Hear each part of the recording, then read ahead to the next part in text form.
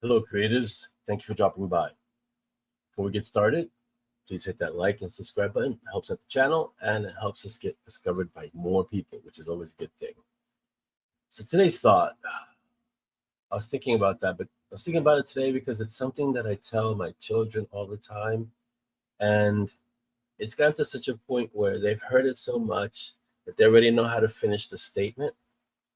But it's a simple statement, but it's really a profound one as well. It's basically saying, what I tell them is when they're comparing themselves to other people, to a classmate or to some celebrity that they may have heard of, I tell them, how many of you are there in the world? And they say one, because that's the answer, right? And then I say, how many of you are there in the universe? Pause for a moment, and then they say, one. There's only one of me, ever. And I go, how many of you are there in all of time? How many of you are there? Pause again, they think, and I go, just one, me. So I said, well, then you've got to be yourself because everyone else is taken. And they giggle and, they feel better after that. But I think the deeper message of that won't dawn on them for quite some time because they're still fairly young. And it took me a long time to embrace that idea, the idea of being myself because everyone else is taken, because we spend our lives, a large chunk of them, being compared. First, we're compared to other people, then we compare ourselves to other people. Then, in our scholastic life, we compare ourselves to our classmates, to whoever's first in class. Then, in our adult life, we compare ourselves to our neighbors or to our, the people that we work with. And now with social media, it's all a comparison game. People comparing themselves to influencers, people who aren't really living that life, but it's the life they're presenting.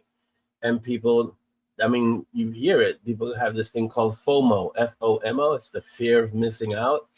And basically, what that is a comparison game. Comparing yourself to, do you have the right house? Do you have the right car? Are you wearing the right clothes? Do you have the right money?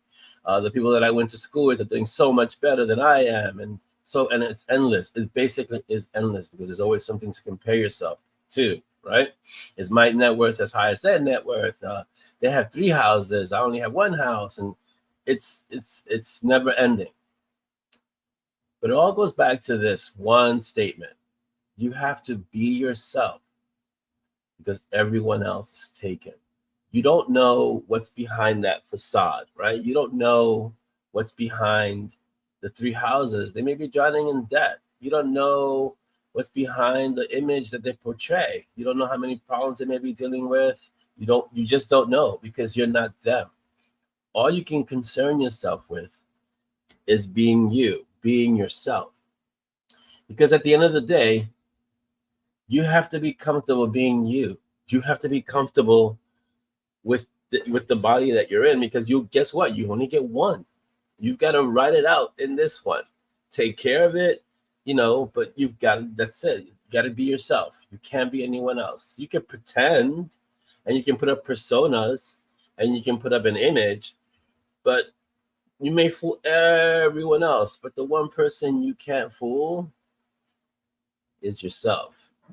Deep down, you know who you really are. So today, I want you to take that thought, take it with you, internalize it, practice it, embrace it. It's not going to be that easy, but today I want you to be yourself because everyone else is taken.